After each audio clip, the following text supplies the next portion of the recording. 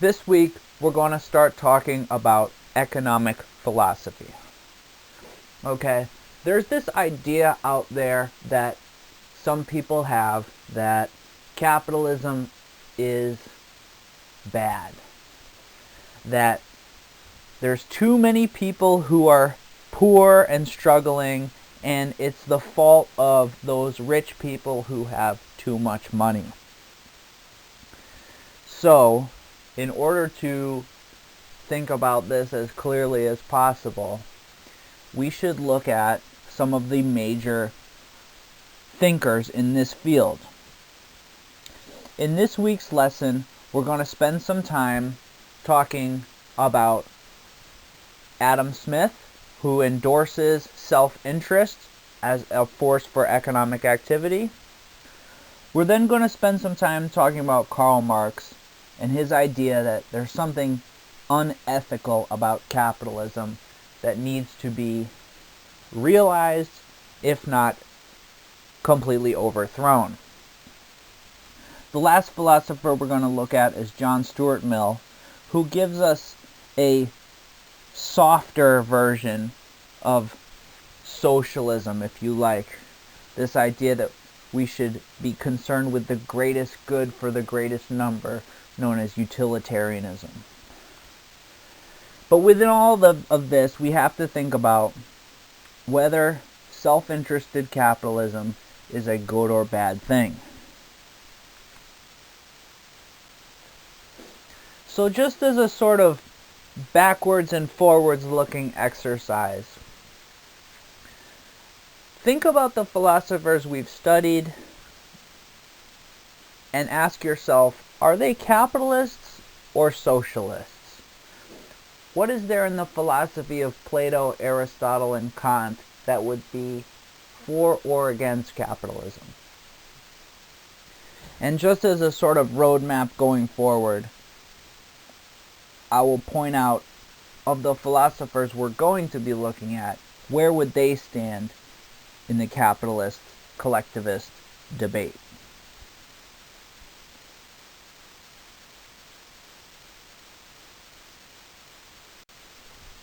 So I would put Smith, Rand, Nietzsche, and Aristotle in the capitalist camp.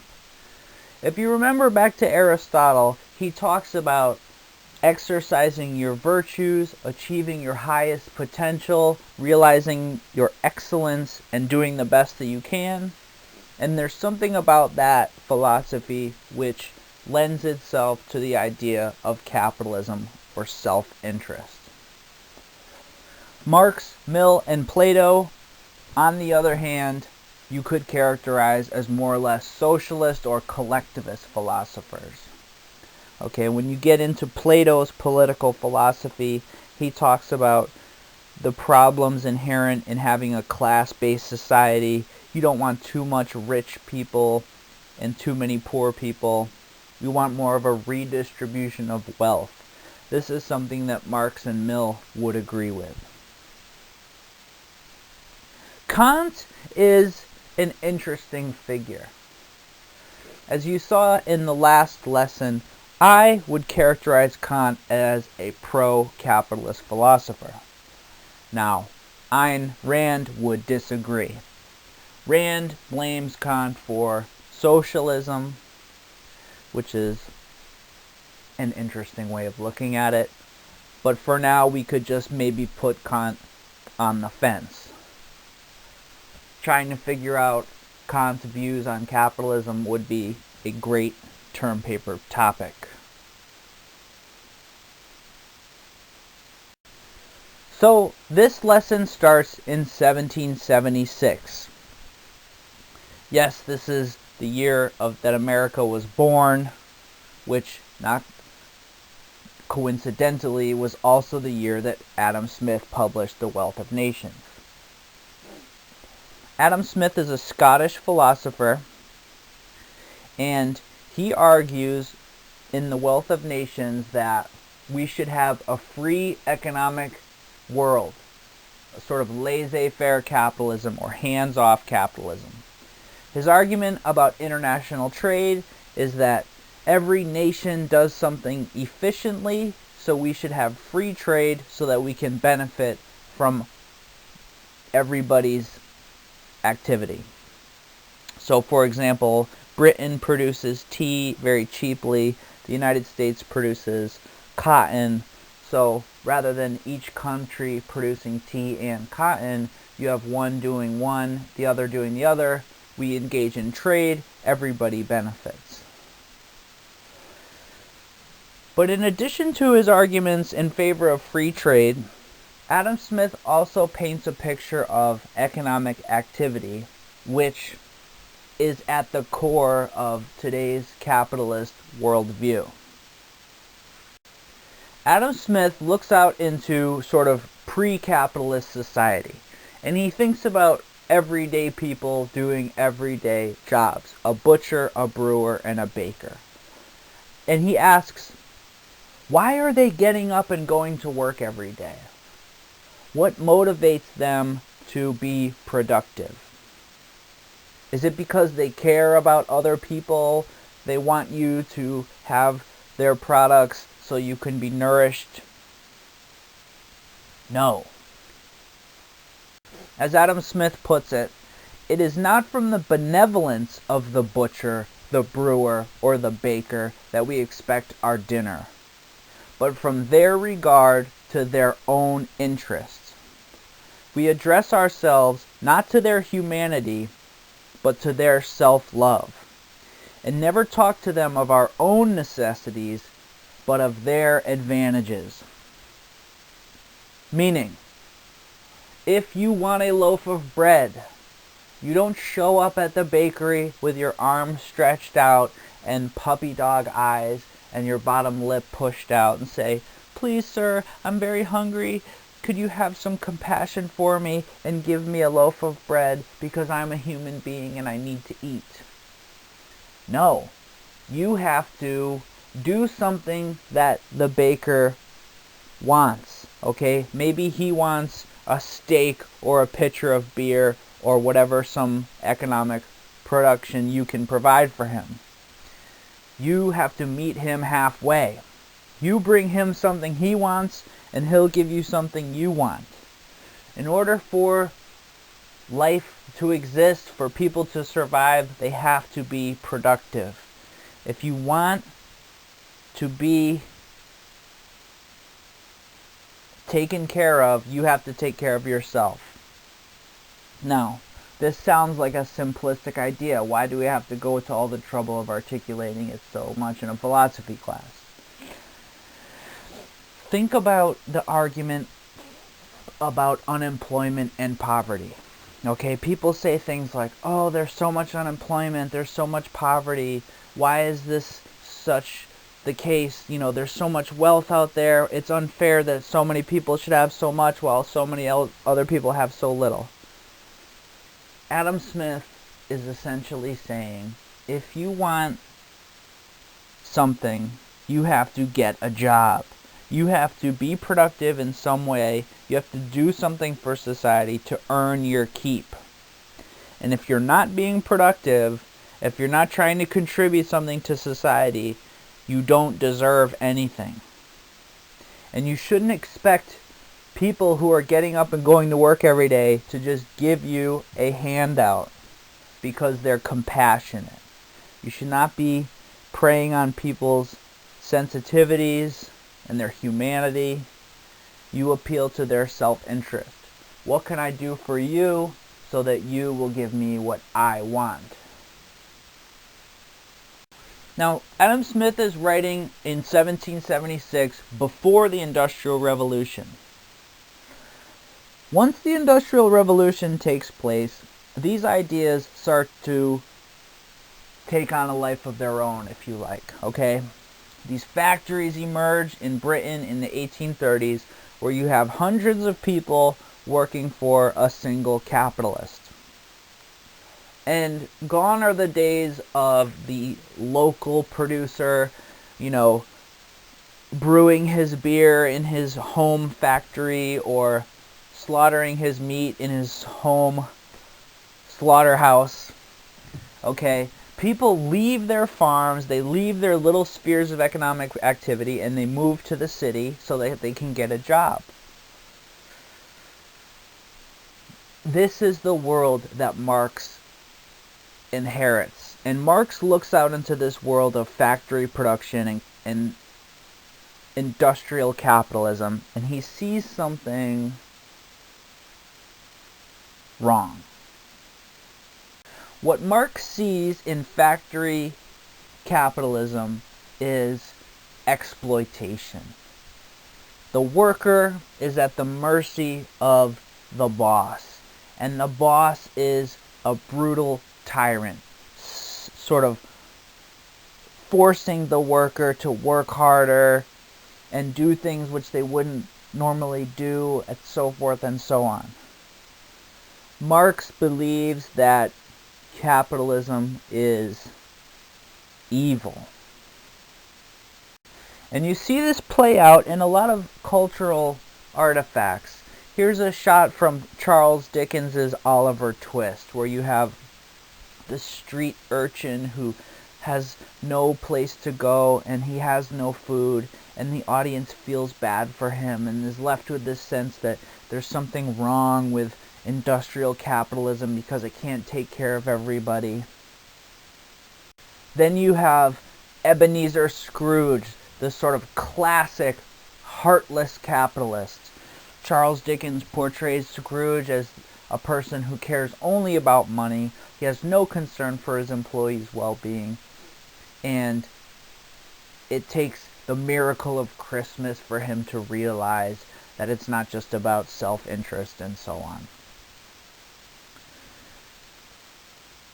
Then you have today's cartoons of Montgomery Burns on The Simpsons or Mr. Krabs on SpongeBob SquarePants, and these characters are the caricature of the Ebenezer Scrooge type capitalist. The capitalist is the villain in so many of today's cultural statements. Okay, they only care about money, they only care about wealth accumulation, they'll do whatever they can, they exploit their workers, they lie to the people that they're supposedly serving, all because of self-interest, which has gone off the rails. So here is Karl Marx, who is the intellectual godfather of communism and the modern anti-capitalist movement. Marx is a German philosopher who lives most of his life in London. He writes books and articles about what's wrong with capitalism.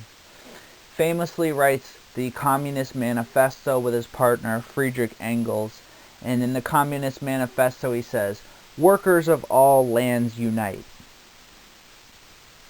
His goal was to overthrow the evil that was capitalism and to usher in a new age of communism where we have this sort of brotherhood of man and we all get along and there's no inequality and so forth.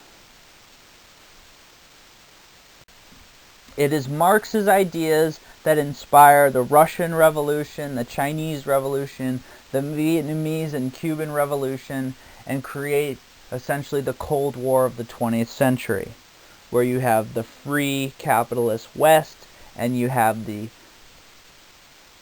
state dictatorships of the communist East.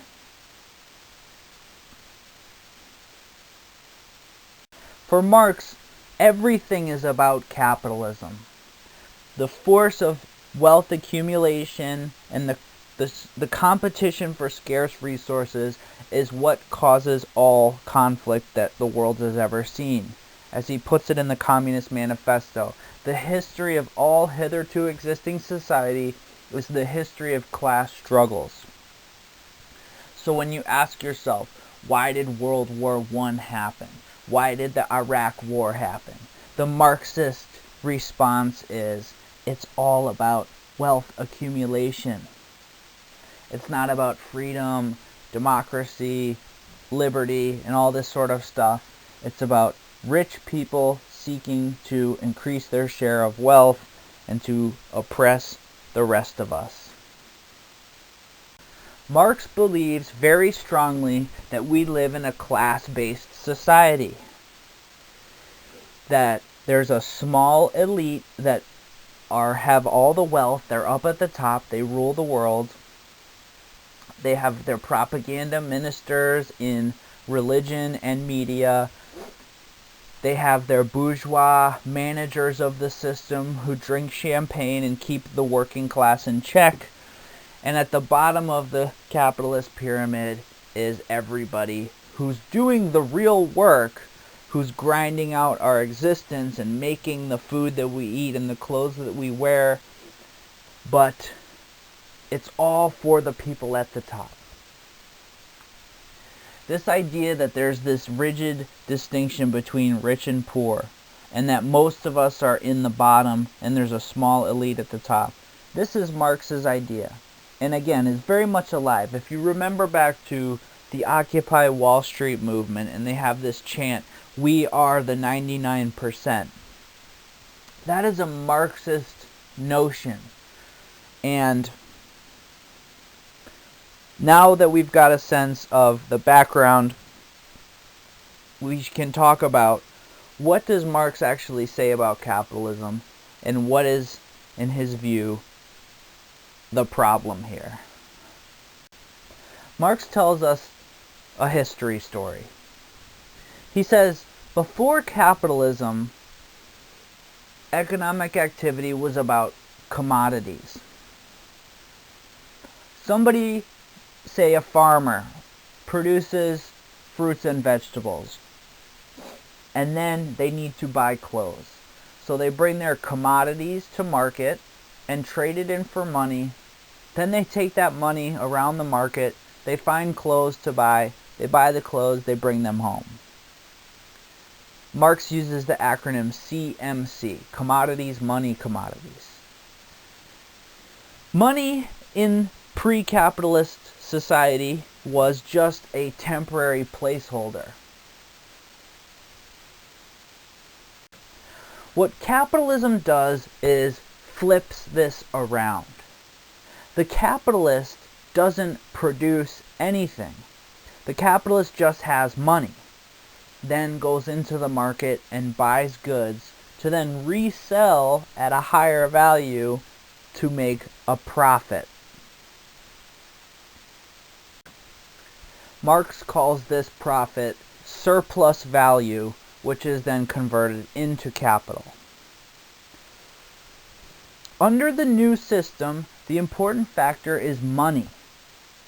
The value of capital is seen only as a means to the goal of profit seeking.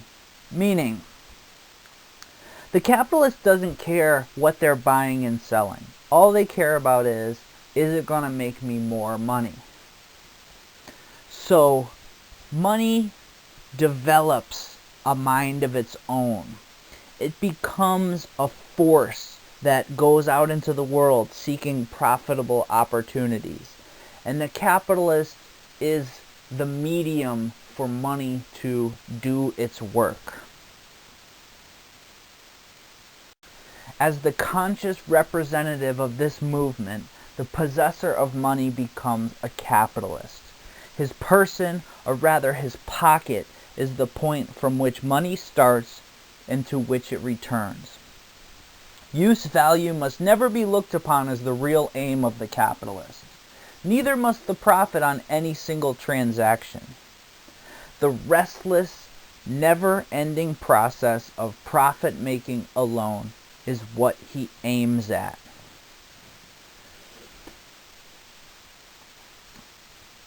The sequel to Wall Street was subtitled "Money Never Sleeps," and that phrase captures what's going on here. In capitalism, money is something like a metaphysical power that is always looking to multiply itself. And the SpongeBob reference, there's this episode called The Search for Atlantis where Mr. Krabs' pockets smell money and they are chasing after the money, barking at it. And it's a fantastic little moment that captures this sort of idea. And while the capitalist is searching for more money, the wage laborer works in order to live. He does not even reckon labor as part of his life. It is rather a sacrifice of his life. It is a commodity which he has made over to another. So, in the pre-capitalist world, you have your own family farm. It's your existence that you're working at. You are connected to your economic activity, right? In the new era of industrialization, you leave the farm behind, you move to the city, and you get a job. Your day at work is something that you are alienated from. It's not part of who you are anymore. You're just essentially selling your life away 8 or 10 hours at a time so that you can stay alive. And those 8 or 10 hours, or however long you work, they are a commodity to the capitalist. The capitalist is buying your life away from you one day at a time so that they can make money off of it. Capital is dead labor that, vampire-like, only lives by sucking living labor, and lives the more labor it sucks. The capitalist will drain you dry to make as much money as possible. It is evident that in this atmosphere, the formation of surplus value by surplus labor is no secret. If you allow me, said a highly respectable master to me, to work only 10 minutes in the day overtime, you put 1,000 a year in my pocket. Moments are the element of profit.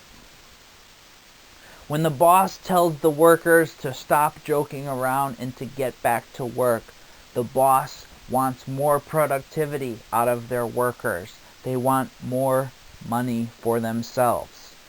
And this pressure that the capitalist exerts on the workers is the manifestation of the power of money. And Marx believes that this is an evil force.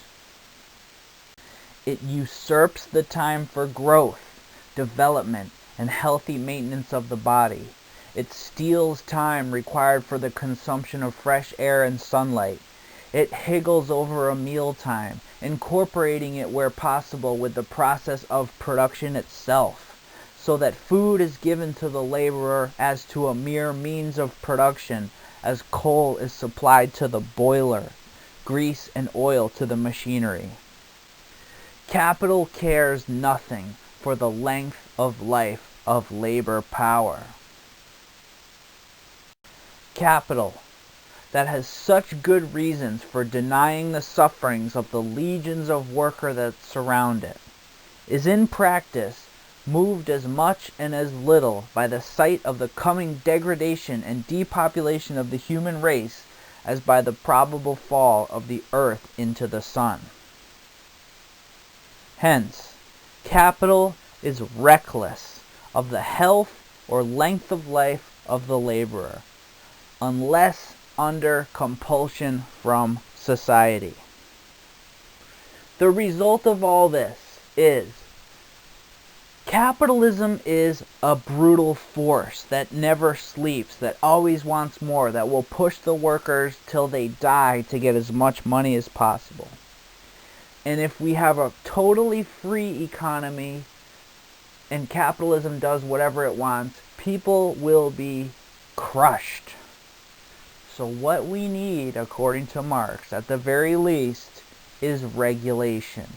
There has to be something to keep the capitalist monster in check. So, this is Marx's critique of capitalism, and at its most extreme, he argues for an overthrow of the capitalist system and a communist utopia and all this sort of stuff. But if we are sympathetic to Marx, we could say there's something here about capitalism that is true And at the very least, we should realize that money is this powerful force. And at the very least, it needs to be regulated. Because left to its own devices, money will bleed you dry and not look back. Now, this doesn't necessarily have to be a government regulation. When you think about the labor movement, you think about people going on strike that demand to be respected from their employers. Coca-Cola a few years back went on strike. This is a picture from a picket line in East Hartford. And these employees are saying, we deserve to be respected. You can't take away our health care. You should give us our benefits as we demand. But when you think about capitalism in the 21st century, an image that might come to mind is the trading floor of the New York Stock Exchange. This trading floor, which only operates Monday through Friday from 9:30 to 4 p.m., represents this force of money, this force of capitalism. The market is something like an organism. It has a mind of its own in some sense. People talk about the invisible hand of the market and how it will provide efficiencies throughout the world. A question to consider: is the market a force of its own? Does it have a mind of its own? Is there an invisible hand behind unemployment and stock prices and the price of gold and the price of oil? Or is it something that is manipulated by a small number of individuals? Just something to think about. For Marx, it is a rigged system. And the capitalist knows that it won't last forever. It's something like a roller coaster that goes up and down. And as the stock market goes up and the capitalist makes profits, they know that they should get out before the crash. In every stock jobbing swindle, everyone knows that sometime or other the crash must come. But everyone hopes that it may fall on the head of his neighbor after he himself has caught the shower of gold and placed it in safety. Après-moi le déluge, after me the flood, is the watchword of every capitalist and of every capitalist nation. The contradictions inherent in the movement of capitalist society impress themselves upon the practical bourgeois most strikingly in the changes of the periodic cycle through which modern industry runs and whose crowning point is universal crisis. These two passages are worth thinking about, especially in light of the events of the last 10 years, where you see the market go up and the market go down, and the capitalists act as though it was some sort of mysterious force of nature. But you have to ask yourself the question, who benefited? And a lot of the popular consciousness after the Great Recession or crash, however you want to call it, started to think about the idea that the 1%, the Wall Street capitalists, are somehow always going to turn out okay, while we, the people, the taxpayers, the 99%, have to keep this system afloat. And the idea that there's something wrong with that it needs to be kept in check, is ultimately a Marxist idea. Now, if capitalism is so evil, how does it have so much power? Marx spends some time talking about what keeps the system alive and how this beast is fed.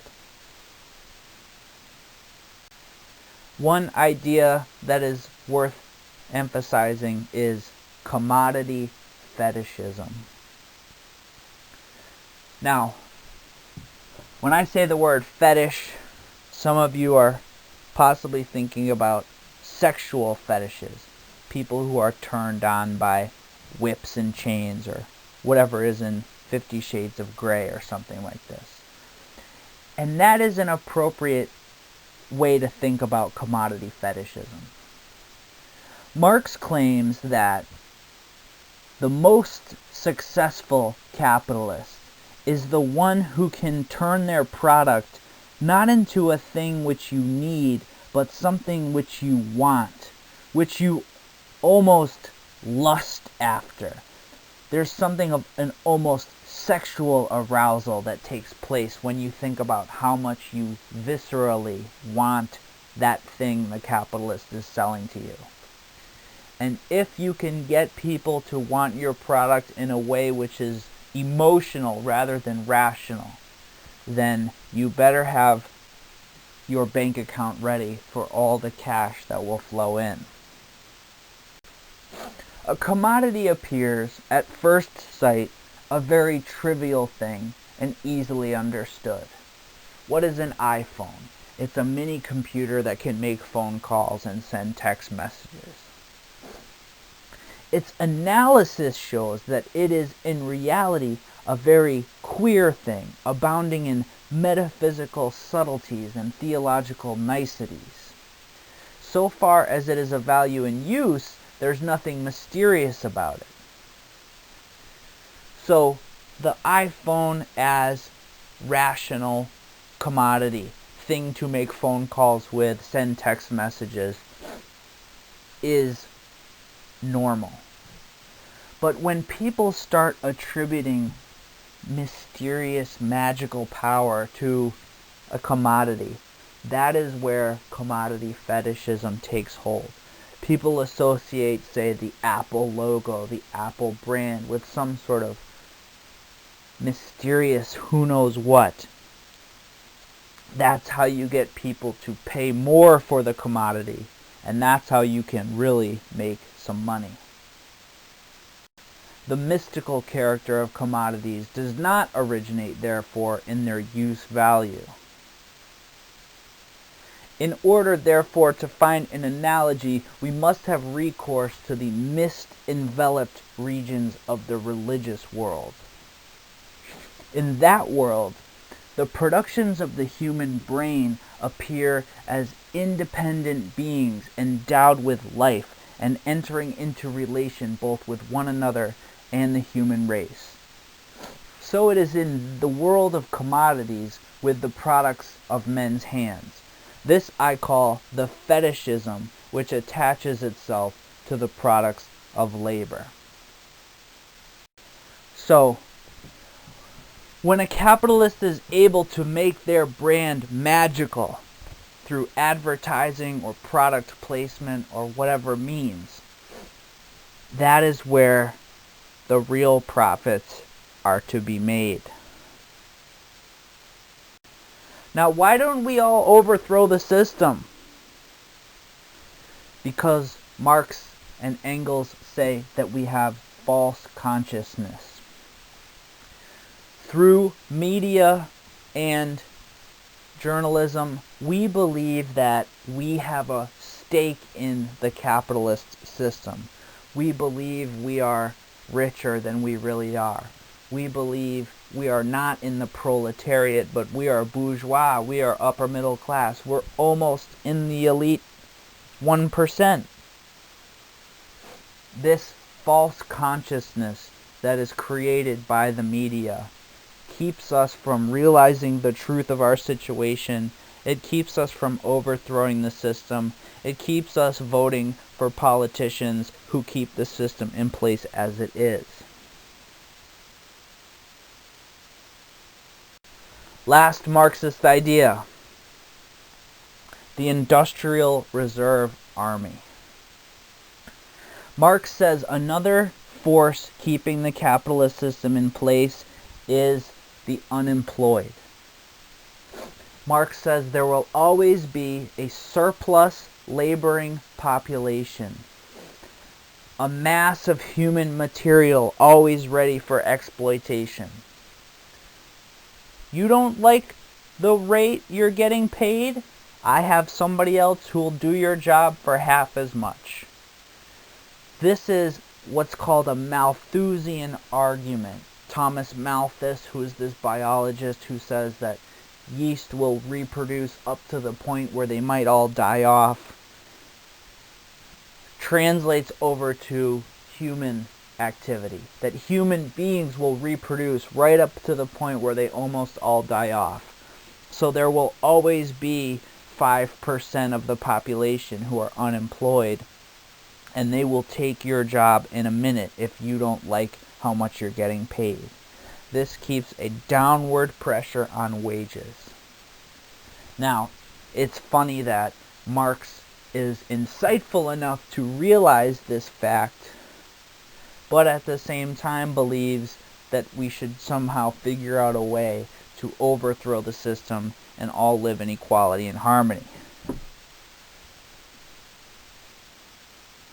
Marx's dream of a communist society is still alive, at least in Banksy's street art depicted here, if not the socialist empire of the Republic of China or in Vietnam or Cuba today.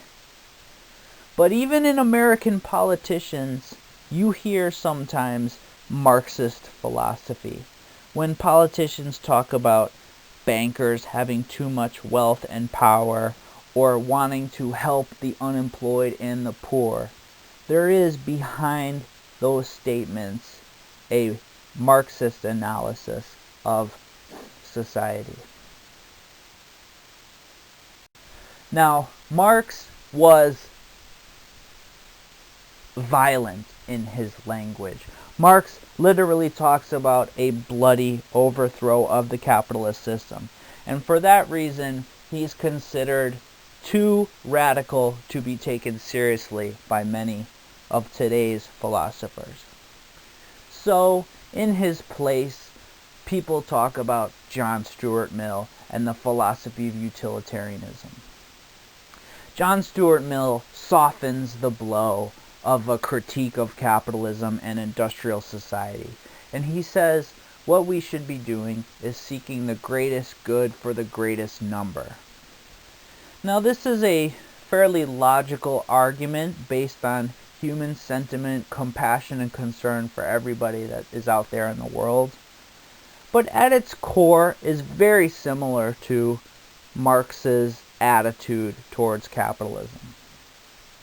Now, I want to talk a little bit about John Stuart Mill because, on the one hand, he gives us a very impressive and popular notion in utilitarianism, but he also is very honest with us in telling us about the fundamental problem with utilitarianism and seeking the greatest good for the greatest number. If we are concerned with the greater good, what happens to the individual? Nevertheless, before we get to the problems with utilitarianism, we'll just say a few words about what Mill believes is behind his idea. Mill says his philosophy, utilitarianism, rests on what he calls the greatest happiness principle. Actions are right in proportion as they tend to promote happiness, wrong as they tend to produce the reverse of happiness. We could take that idea and apply it to our own lives. We do things to make ourselves happy. If something is painful in the short term, it's because in the long term it's for our own good. Mill then takes this and extends it to all of society. Laws and social arrangements should place the happiness or the interest of every individual as nearly as possible in harmony with the interests of the whole. We should all be concerned with how everybody is doing.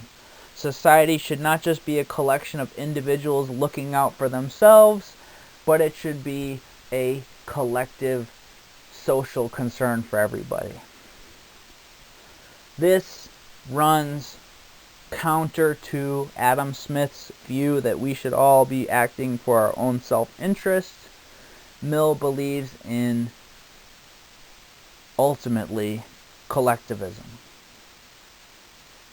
For Mill, this is not an idea that he just came up with, but it's a representation of the spirit of Christianity. Mill sees in utilitarianism the golden rule of Jesus of Nazareth, to do as you would be done by and to love your neighbor as yourself. We should treat other people as we'd like to be treated. We should help people out in the same way we want others to help us. We should not be trying to exploit other people for our own advantage, but we should think about how we're all in it together. Now, what's the problem with that? Mill acknowledges there's one real difficulty in the utilitarian theory of morals, and that's the conflict between justice and utilitarianism. Now, as Mill defines justice, everyone should be treated equally under the law. And then with utilitarianism, we see we should be seeking the greatest good for the greatest number. We should maximize overall happiness.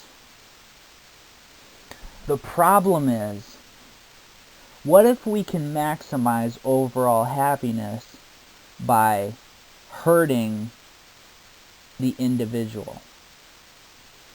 If we commit an injustice against an individual, it might be the case that that leads to greater overall happiness. And according to utilitarianism, if our rule is maximize overall happiness, that might create a situation where the happiness of the individual becomes canceled out. This results in what's known as a utilitarian calculus. Would you kill one innocent person to save 1 million?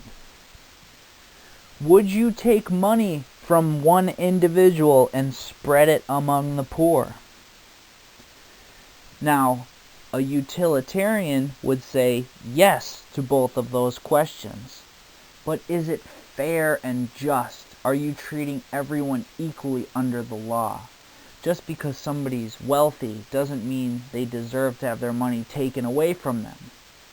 But if we believe in utilitarianism, then we can somehow justify treating people unjustly. Mill sees this as a problem. He does not give us a solution. He just says it would be good for us to maximize overall happiness, and the problem with that is we might hurt individuals. And he just ends the essay there and leaves us hanging, if you like. Critics of Marx and Mill in the 20th century, including Ayn Rand, will come along and say, you cannot justify infringing on the rights of the individual in the name of the collective. It is wrong to treat individuals unfairly just to help the greater good. In this context, we could talk about torturing people or imprisoning people indefinitely without trial. But let's talk about tax policy. There's this idea in economics called the marginal utility of wealth, which says that $1 extra provides more happiness to a poor person than a rich person. If I give $1 to a millionaire, he doesn't care as much as if I give $1 to a homeless person. So what that creates is a situation where money matters more to the poor person than it does to the rich person. It causes more happiness to the person at the bottom than the person at the top.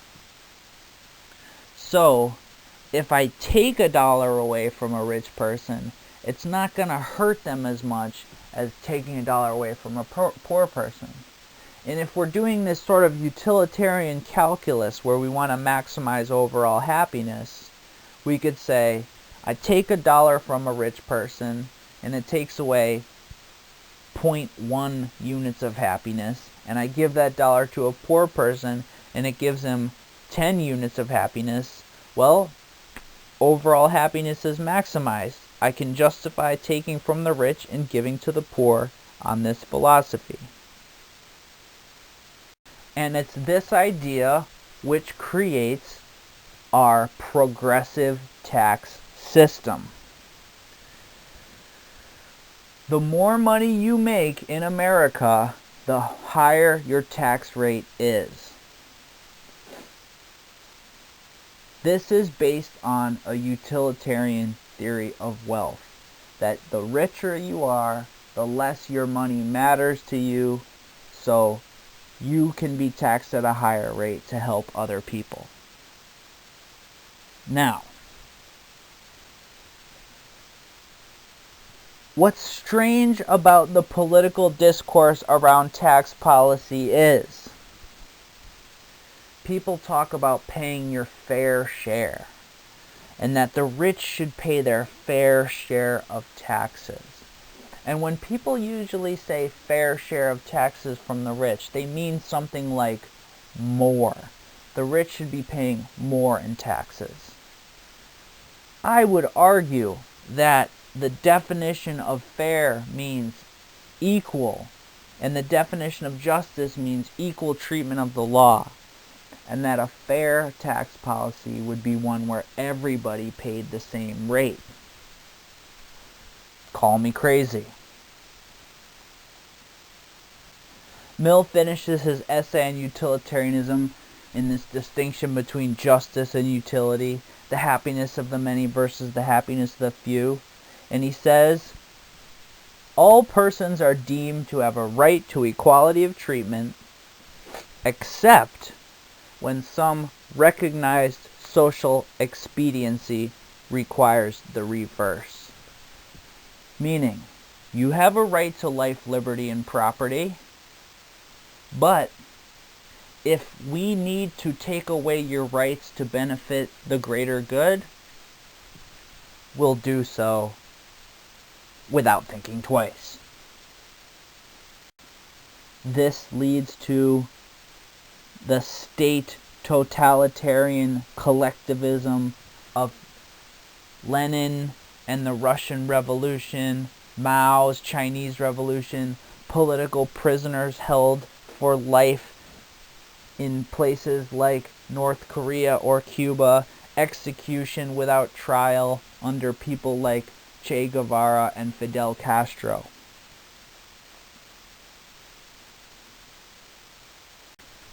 So, capitalism is an exploitive and evil system, according to Marx. It manipulates people into thinking they're better off than they are, but really they're just serving their masters at the top. According to Marx, this system must be overthrown, or at the very least, regulated. For Adam Smith, we need to work hard in order to live, and that's just the way things are. But for John Stuart Mill, it's not enough to just pursue our own individual happiness. We should somehow be concerned with the greatest good for the greatest number. We have a scattering of ideas in the era being discussed, and they are all very much alive to this day. I leave it up to you to decide who is correct.